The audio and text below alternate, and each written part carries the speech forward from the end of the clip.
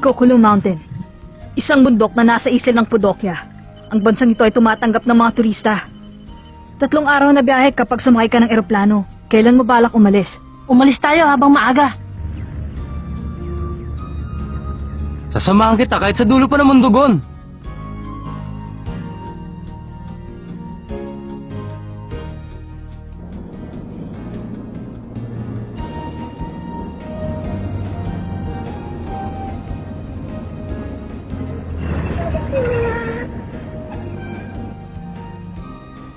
Ang sarap naman ng biyahe natin. Para tayong mga prinsipe kung tratuhin. Hindi katulad nung unang sakay natin dyan. Teka, ano na bang gagawin natin? Sasakay na muna tayo ng tren, papunta sa distrito ng Dentra. Tapos gagawa na tayo ng paraan para makapunta sa Kukulu Mountain. Sige!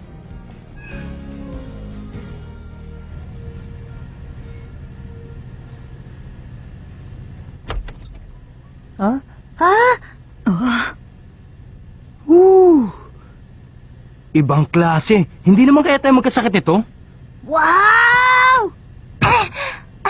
Ang lambot nito ah! Wow!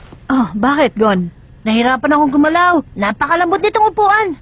Maganda nga yan, Gon eh. Tamang-tama yan para sa pagpapahinga mo. Ha? Sige, pero hindi rin kayo lalabas dito sa loob ng kwarto. Ano? Hindi pwede mamasyal? Anong akala mo sa sarili mo? Baby na dapat bantayan?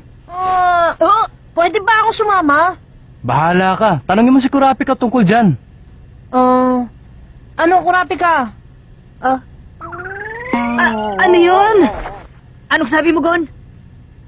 Wala yun.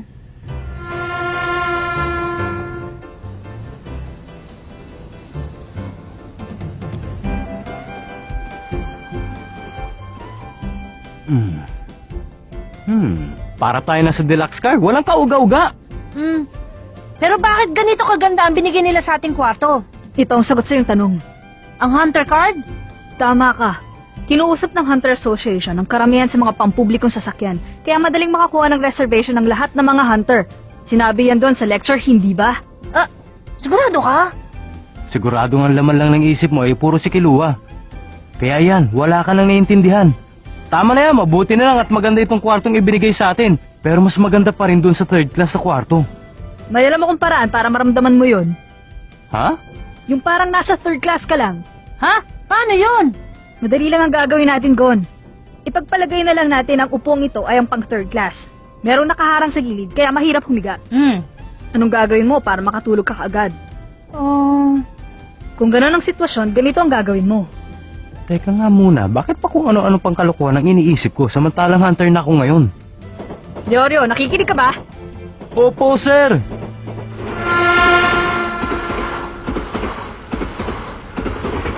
Nagpakita na rin. Noon nyo kaya si Kilua? Oo, yan ang Kukulu Mountain. Diyan nakatira ang mga Zordik, ang pamilyang tagapaslang.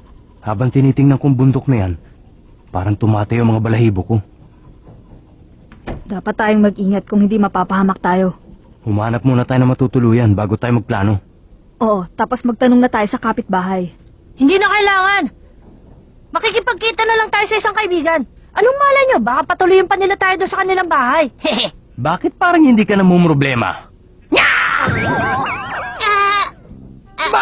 Bago pa naman tong necktie ko. Bumalik ka dito, Gan! Wala pala akong dapat alalahanin.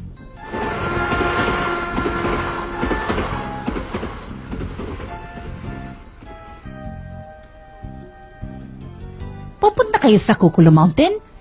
Siguro mga turista kayo. Meron dito mga bus na umiikot sa bundok na yon. Para lang makita ang pamilya ng Zordik. Bus na mga turista? Hindi ako makapaniwala. Hindi lang po kami magsa-sightseeing. Pupunta kami para makita ang pamilya. Ha? Maraming turista ang kagaya ninyo mga bata. Kung ganon, kailangan nyo pa rin sumakay sa bus. Salamat po, Ale. Walang laman.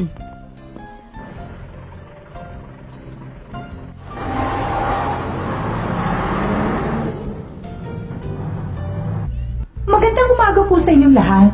Nagpapasalamat kami sa inyo at ang napili ninyong bus ay ang The Hard Crime Sightseeing Tour Bus. Ako po ang inyong magiging tour guide para sa araw na ito. Pangalan ko lang po ay Kokulu. Pero mas maganda ko itatawag niyo lang sa akin ay Coco-chan. Pupunta dito ko sa tabi ko mo po. Maraming po salamat. Sana'y maging masaya kayo sa araw na ito.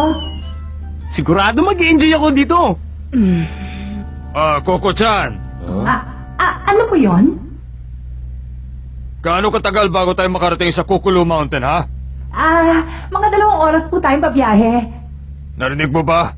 Anong gusto mong gawin natin ngayon? Cool ka lang dyan. Hindi aalis yung bundok sa kinatatayuan niya. Pagpatuloy mo, Coco-chan. Opo, kayo na sasabihin ko sa inyo kung anong dapat gawin. Sa mga mukha na lang nila, parang hindi sila turista. Sigurado yon, bounty hunter ang mga yan. Pumunta sila dito para sa malaking halaga na nakapatong sa ulo ng mga Zordik. Kaya inuulit ko, Baka akala nung aling pinagtanungan natin, ikapareho nila tayo. Ang una sa lahat. Habang umaandar ang sasakyan, bawal kayong tumayo o kaya ay tumalikod sa driver. At ngayon po naman, tumingin kayo sa bandang kaliwa. Wow! Ang nakikita nyo ay ang Kukulu Mountain. Diyan naninirahan ang bantog na pamilyang Zordik. Ang bundok na yan ay patay na bulkan. Merong taas na 3,722 feet. Sabi nila nakatayo dyan ang mansyon ng pamilya ng Zordik. Pero hanggang ngayon wala pa rin nakakakita. Ang pamilya ng Zordik ay binubuo ng isang lolo sa tuhod, lolo, lola, tatay, nanay, at meron silang 5 anak. Lahat sila mga profesional na tagapaslang. Ayan, papalapit na tayo sa bundok. Kapag nandun na tayo, pabababain ko na kayo para matignan niyo na mabuti. Wow! Ngayon ko lang nakita yan. Para yatang ayaw nila magpapasok sa loob. Ito ang harapang pinto ng hardin na pag-aari ng pamilya ng Zordik. Sa oras na makapasok sa loob, siguradong hindi ka na makakalabas ng buhay.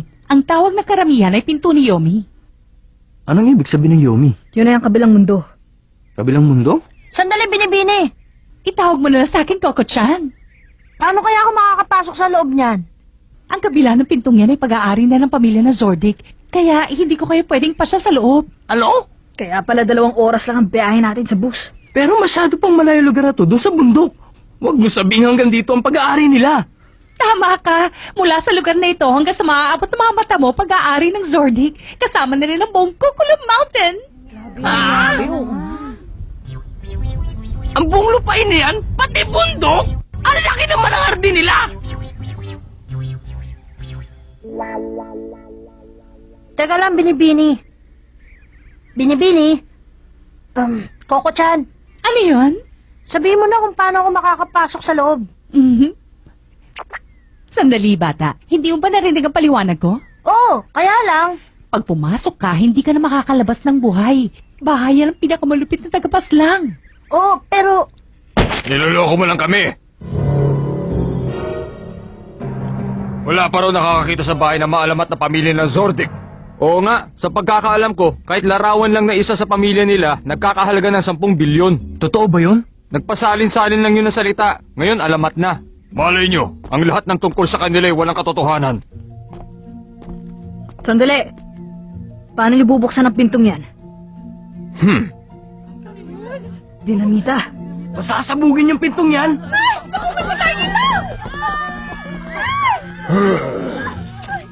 Sir, parang yun ang awa. Huwag niyo gawin yan.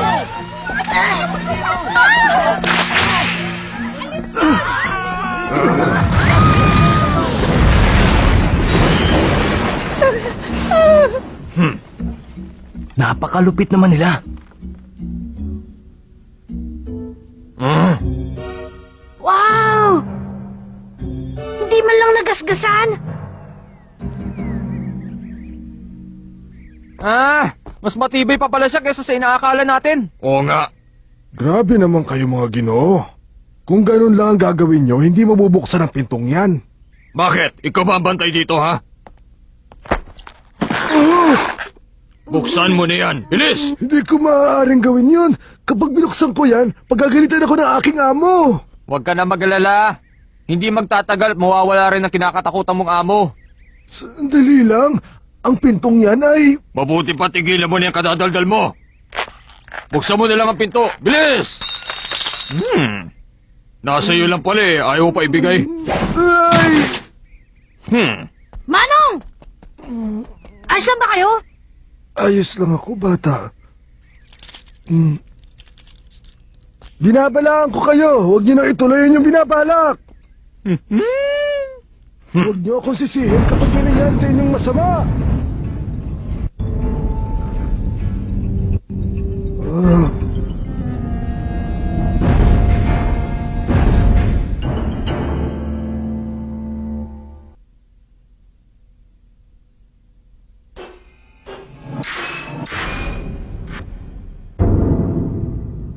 Sa wakas, mahuhuli na rin natin sila. Huwag mo ko istorbohin, ha? Ako huwag mo istorbohin.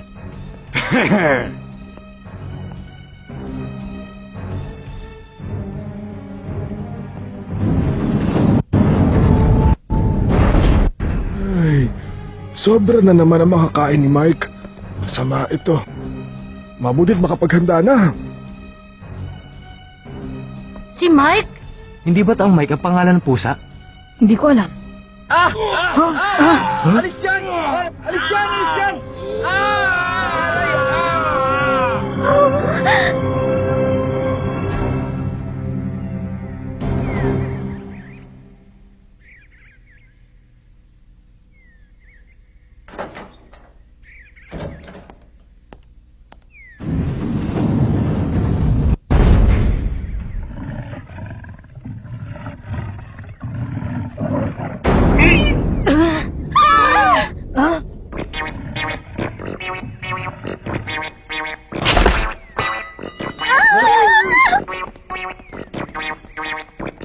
Ay, nako. Dinilin pa naman ni Sir na huwag na pakakainin si Mike nang wala sa oras. Mike! Baka naman tumaba ka! Ikaw talaga! Anong sabi niya? Makinig po kayong lahat. Kapag pumasok kayo dyan sa loob, nasisiguro kung magiging dekorasyon din kayo sa araw ng mga patay. Tama na yung kapapaliwanag mo. Umalis na lang tayo dito. Excuse me, alis na po ang bus natin. Sige, mauna na kayo. Ano? Umalis na kayo. Magpapaiwan kami dito. Hmm? O sige, paalam na. Paan na rin ang bus? Kayong tatlo, matagal ko nang hindi narinig yan, ang salitang pagkakaibigan. Ako nga pala si Zeburo. 20 taon na rin akong nagtatrabaho dito. Pero kayo ang pinakaunang pumunta dito bilang kanilang kaibigan. Natutuwa ako sa narinig ko. Totoo yun.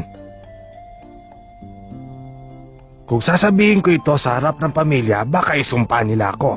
Talagang napakalungkot ng lugar na ito. Wala pa bumibisita dito kahit kailan. Ang pumupunta lang dito ay yung mga taong katulad noong dalawang yon. Wala naman silang magawa dahil ito ang pinakamalupit na pamilya. Napakasama ng naisip nilang negosyo. Pero ganun pa man, nagpapasalamat pa rin ako sa pagbisita niyo sa madilim na lugar na ito. Huwag niyong gawin yan. Huwag mo na lang intindihin yun. Kaya lang, hindi ko maaaring buksan ang pinto para padaanin kayo. Siguro naman ay nakita niyo na kanina, yung kamay ng isang malaking hayop. Ang pangalan niya ay Mike, tagapagbantay ng pamilya Zordic.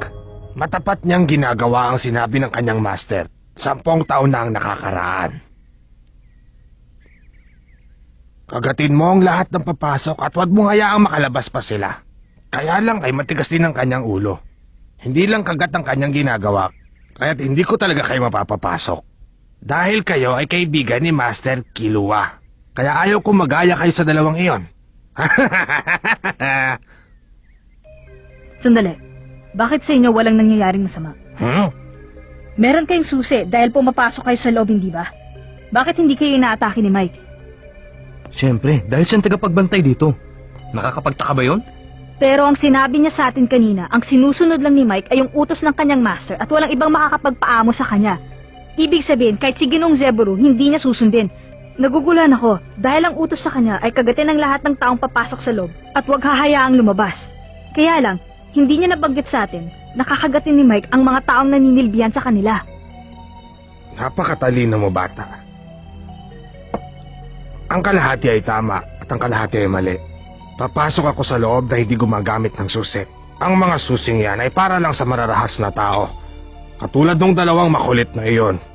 Karamihan sa kanila ay diretso lang sa pagkuha ng mga susing yan na para silang amo ko. Kahit ano ginagawa nila para makapasok sa kabila ng bakuran. Nadadagdagan lang tuloy ang aking trabaho. Kaya nagpasadya ako ng daanan ng mga taong katulad nila. Ha? Kapag hindi na nila makayang buksan ang pinto, lumalapit na sila sa akin. Sadya ko namang ihuhulog ang susi para makapasok sila. Tapos bahala na si Mike. Maganda naman ang iniisip ko, hindi ba? Ganun pala. Sandali lang. Ginoong Zebro. Kayo ay... Tama ang iniisip mo. Hindi ako tagapagbantay. Tagapaglinis lamang ako na magiging kalat ni Mike. At ang dahilan ko bakit hindi ka gumagamit ng susi at hindi ka inaatake ni Mike ay... Dahil sa...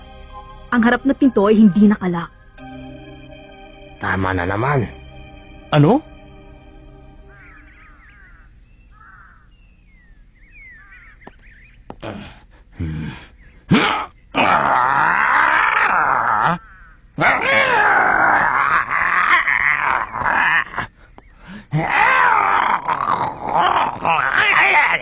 Kahit anong gawin ko, hindi pa rin mabuksan.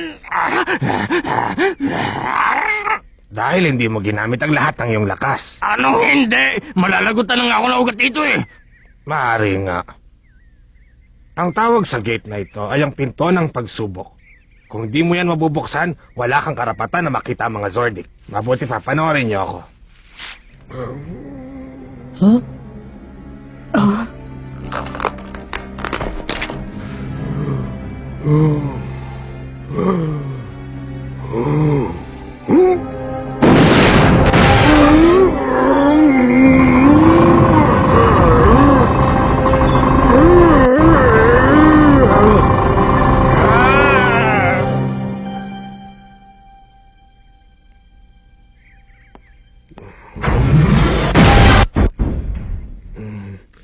Nakita niyo naman, pagkabukas ay madali rin sumasara ang pintuan, kaya dapat bilisan ang pagpasok.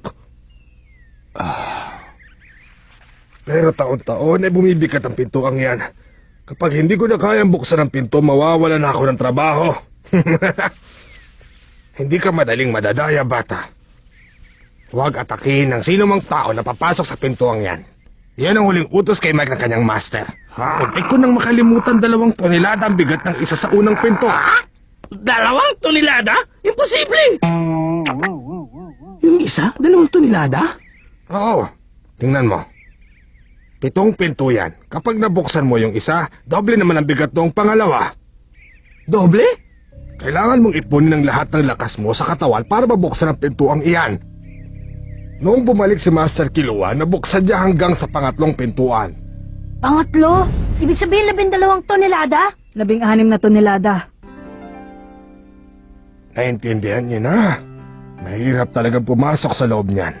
Ang mundong ginagalawan nila ay hindi katulad ng sa atin. Kung gano'n ay wala na palang paraan. Meron pang paraan! Oh? Si Killua, ipabukas natin sa kanyang pintuan mula sa loob! Ano?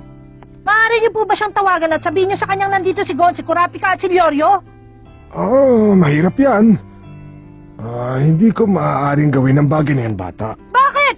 Ang gagawin niyo lang naman ay tatawagan si Killua. Kapag nalaman niyang nandito kami, bubuksan niya yan. Hindi niyo ba pwede gawin yun?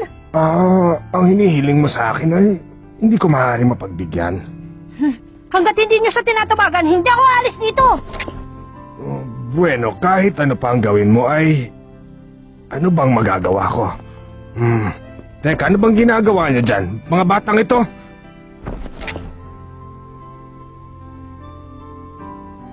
Problema na naman. Pagkagat ng dilim, may lumalabas ditong mababangis na hayop.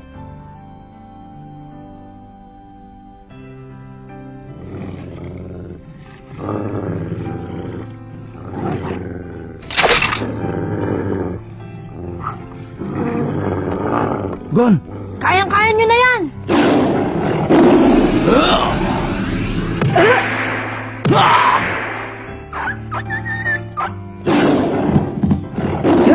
Gon!